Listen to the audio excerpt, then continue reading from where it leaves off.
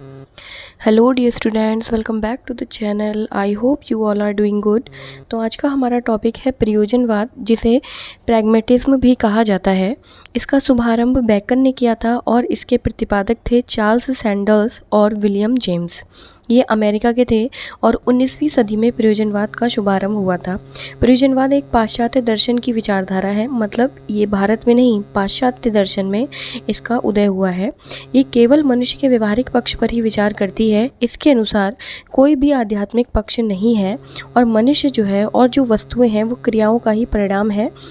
इसमें कुछ विद्वान इसको फलवाद या फिर क्रियावाद भी कहते हैं। ये किसी अंतिम सत्य को नहीं मानता और ना ही ये किसी भगवान या ईश्वर पर विश्वास करता है। इसका कहना ये है केवल वही चीज़ सत्य होती है जो मानव के लिए उपयोगी होती है और जिससे उसके प्रयोजन की सिद्धि होती है। इस आधार पर कुछ विद्वान इसे उपयोगितावाद या फिर प्रयोजनवाद भी कहते हैं। इस दर्शन का मूल पक्ष यह है कि यह पूर्व निश्चित सत्य, आदर्श और मूल्यों पर विश्वास नहीं करता। ये मनुष्य के जीवन के केवल व्यवहारिक पक्ष को ही देखता है। इस आधार पर कुछ विद्वान इस विचारधारा को व्यवहारिकतावाद भी कहते हैं।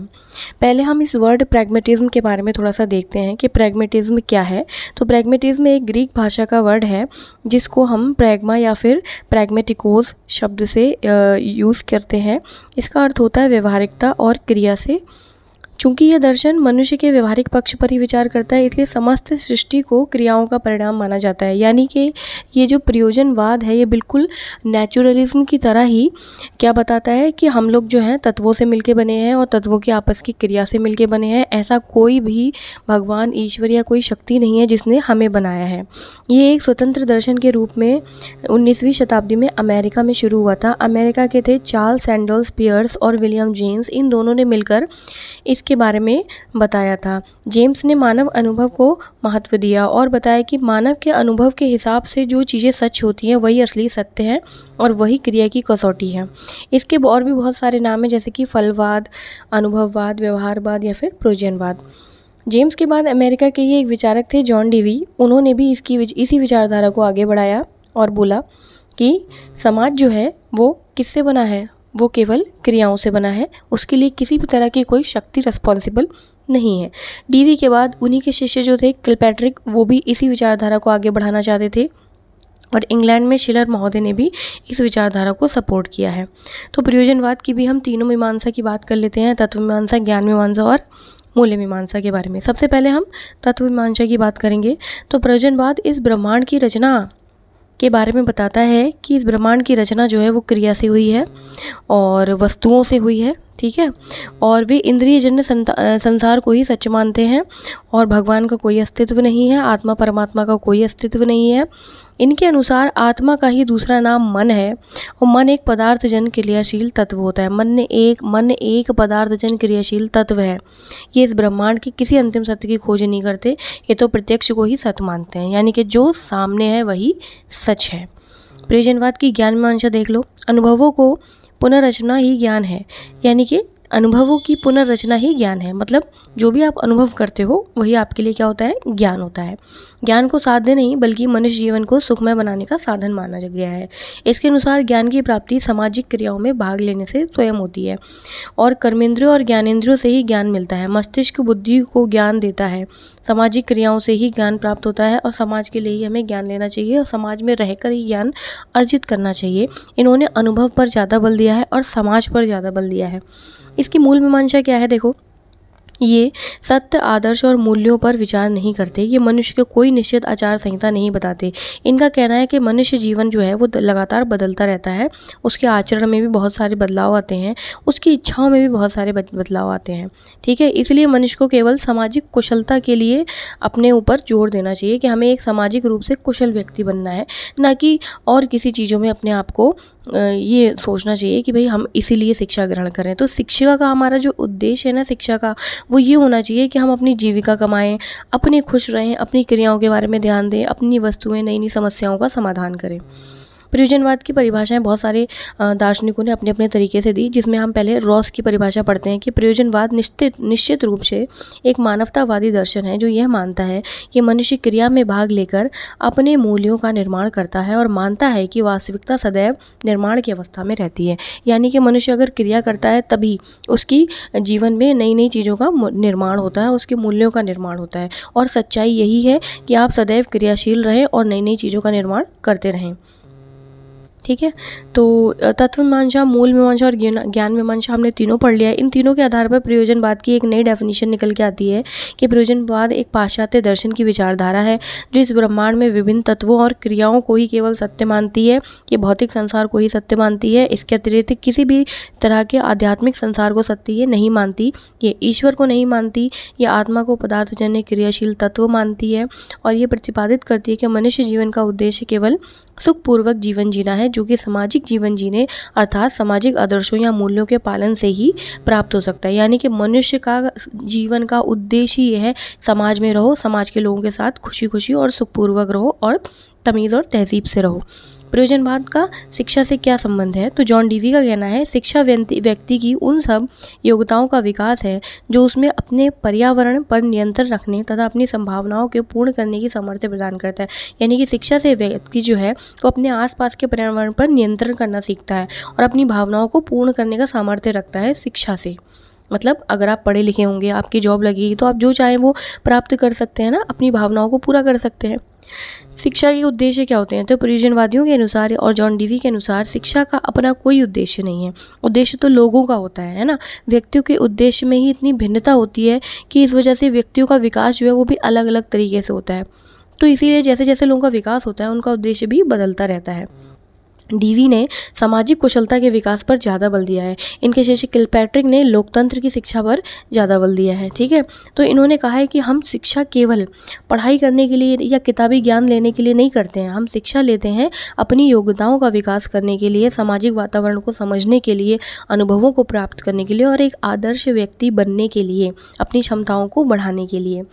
इन्होंने अपनी कुछ पॉइंट्स बताए हैं जिसमें ये समझाने की कोशिश की है शिक्षा से हमारा कौन कौन सा विकास हो सकता है। तो सबसे पहला तो हमारा शारीरिक विकास होगा, बौद्धिक विकास होगा, सामाजिक विकास होगा, गतिशीलता का विकास होगा, है ना। इसके लिए देखो बदलती हुई परिस्थितियों के साथ साथ हमें भी अपने आप को बदलना पड़ता है। तो शिक्षा से हमें यही इन्फॉर्मेशन मिलती है कि भाई परिस्थितियाँ कैसे बदल रही हैं और हम उनसे कैसे डील करें। सामाजिक कुशलता का विकास जो है इसको जॉन डीवी ने अपने शब्दों में समझाया है कि शिक्षा का सबसे पहला उद्देश्य होता है सामाजिक कुशलता का विकास करना। ठीक है, सामाजिक कुशलता से उनका मतलब है समाज के साथ प्रेम से रहना, अच्छा व्यवहार करना, सहानुभूति का व्यवहार करना, लोगों के साथ सहयोग करना, जीवन व्यतीत करने में एक दूसरे की मदद करना। लोकतांत्रिक जीवन की शिक्षा प्रयोजनवाद मानव को समग्र रूप से संतुष्ट देखना चाहता है, मतलब हम अपने आप को संतुष्ट रखें, बस यही हमारे जीवन का उद्देश्य होना चाहिए। तो उनकी इस भावना ने सामाजिक प्रवृत्ति और लोकतांत्रिक शासन प्रणाली को बढ़ावा दिया है, मतलब लोगों को समाज में घुल मिल के रहना चाहिए और लोकतंत्रीय शासन प्रणाली में रहना चाहिए। डीवी के शिष्य किलपैट्रिक का कहना है कि हमारे विद्यालय लोकतंत्र के जीवित उदाहरण होने चाहिए, बच्चे लोकतांत्रिक क्रियाओं में भाग लें और लोकतांत्रिक शिक्षा प्राप्त करें। तो ये क्वेश्चन आपका एग्जाम में आ सकता है कि लोकतांत्रिक शिक्षा के पक्ष में कौन थे? तो किलपैट्रिक थे। ठीक है, इन्होंने प्रयोग पर बल दिया, करके सीखने पर बल दिया, उद्देश्य की प्राप्ति होनी चाहिए, बालक केंद्रित शिक्षा होनी चाहिए, है ना, मूल्यों का निर्माण होना चाहिए, छात्रों का विकास होना चाहिए, इन सब चीज़ों पर बल दिया। अब देख लेते हैं प्रयोजनवाद के अनुसार शिक्षा की पाठचर्या क्या होनी चाहिए। तो इन्होंने बोला है कि भाई मनुष्य के लिए हम सब कुछ सोचते हैं कि भाई मनुष्य का विकास होना चाहिए, उसके सामाजिक भावनाओं का विकास होना चाहिए, तो हमारी पाठ्यचर्या भी इस तरह से होनी चाहिए कि बदलते हुए समाज के हिसाब से हमारा जो है अच्छे से विकास हो सके, हमारे मूल्यों का विकास हो सके। इसके लिए उन्होंने कुछ पाठ्यचर्या निर्माण के सिद्धांत बताए हैं, जिन सिद्धांतों को हम अब पढ़ने वाले हैं। सबसे पहला है उपयोगिता का सिद्धांत। डीवी महोदय का कहना है कि बच्चे उन्हीं विषयों को पढ़ें या क्रियाओं का ज्ञान लें जिनसे उन जो विषय या क्रियाएं उनके जीवन के लिए उपयोगी हैं, है ना। क्या क्या उपयोगी होता है? जैसे कि खेलना कूदना, है ना, ये सब चीज़ें उपयोगी होती हैं। सेकंड है रुचि का सिद्धांत, मतलब बच्चों का पाठ्यक्रम उसी हिसाब से होना चाहिए जिस हिसाब से उनकी रुचि है, रुचि से हटकर उन्हें पाठ्यक्रम नहीं देना चाहिए, वरना पाठ्यक्रम उनके लिए बोझ बन जाता है। जैसे क्या रुचि, रचना करने की रुचि, कुछ बनाने की रुचि, ड्राइंग की रुचि, है ना, बातचीत करने की रुचि, इन्हीं रुचियों के हिसाब से। अगला है अनुभव का सिद्धांत। प्रयोजनवादियों का कहना है और साथ में जॉन डीवी का भी कहना है कि समाज में रहने के लिए सामाजिक अनुभवों को देखना बहुत ज़रूरी है, इसलिए हमारी पाठ्यचर्या में सामाजिक अनुभवों का भी होना बहुत ज़रूरी है। प्रयोजनवाद तथा शिक्षक। प्रयोजनवाद क्या कहता है शिक्षकों के बारे में? प्रयोजनवाद कहता है कि शिक्षा जो है वो बाल केंद्रित होनी चाहिए और ये शिक्षक का स्थान जो है केवल एक परामर्शदाता के रूप में मानते हैं, यानी कि केवल शिक्षक जो है बच्चों को सपोर्ट करता है, ज्ञान देने के लिए उनकी हेल्प करता है, लेकिन ज्ञान का जो मुख्य केंद्र होते हैं वो हमेशा क्या होते हैं? शिक्षार्थी होते हैं। तो शिक्षार्थी मेन बिंदु होते हैं जिनको शिक्षा चाहिए होती है और शिक्षा उन्हीं के हिसाब से होनी चाहिए। पाठ्यक्रम भी शिक्षार्थी की इच्छाओं के हिसाब से ही होना चाहिए। विद्यालय। प्रयोजनवादी कहते हैं कि विद्यालय होना बहुत ज़रूरी है, क्योंकि बच्चे जो हैं उन्हें अगर आपको आदर्श बच्चा बनाना है, जीवन को प्रयोगशाली बनाना है, उनमें सामाजिक गुणों का विकास करना है, तो एक अच्छे विद्यालय का होना बहुत ज़रूरी है, जिससे कि बच्चों में नैतिक मूल्य और सामाजिक क्रियाएं दोनों का विकास हो। विद्यालय समाज का लघु रूप होता है। ठीक है। अब शिक्षण विधियाँ कौन कौन सी थी? तो प्रयोजनवाद का जो मूल सिद्धांत था परिवर्तनवाद, यानी कि जीवन हमेशा बदलता रहता है, तो उस हिसाब से शिक्षण विधियाँ भी बदलती रहनी चाहिए। और इसमें क्योंकि आपने अभी पढ़ा है कि भाई इसमें सुकरात ने और आपका जॉन डीवी ने ज़्यादा योगदान दिया है, उन्हीं की परिभाषाएँ भी आपने ज़्यादा पढ़ी हैं, तो इसमें जो विधियाँ उपयोग की गई हैं ना पढ़ाने के लिए, वो विधियाँ भी इन्हीं दोनों की हैं। जैसे कि समस्या समाधान विधि, प्रोजेक्ट विधि किलपैट्रिक ने दी थी, करके सीखने की विधि या स्व अनुभव द्वारा सीखने की विधि। ठीक है, ये सारी विधियाँ जो हैं वो शिक्षा के लिए बहुत ज़्यादा प्रयोगी होती हैं, उपयोगी होती हैं। प्रयोजनवाद के 3 रूप भी होते हैं। जैसे पहला है मानवीय प्रयोजनवाद।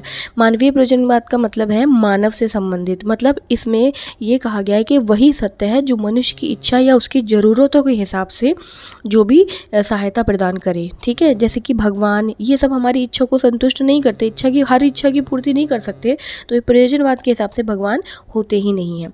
प्रयोगात्मक प्रयोजनवाद, ये उसी को सत्य मानता है जो प्रयोग या परीक्षण पर विशेष बल दे, यानी कि आप प्रयोग करके जो भी वस्तु को सच साबित कर दें, केवल वही चीज़ सच है और बाकी चीज़ झूठी है। जैसे भगवान को सच है, सच में थे, ये प्रूफ नहीं किया जा सकता। ठीक है, जिन चीज़ों को सच में है ये प्रूफ किया जा सकता है, केवल वही प्रयोगात्मक प्रयोजनवाद में आएंगे।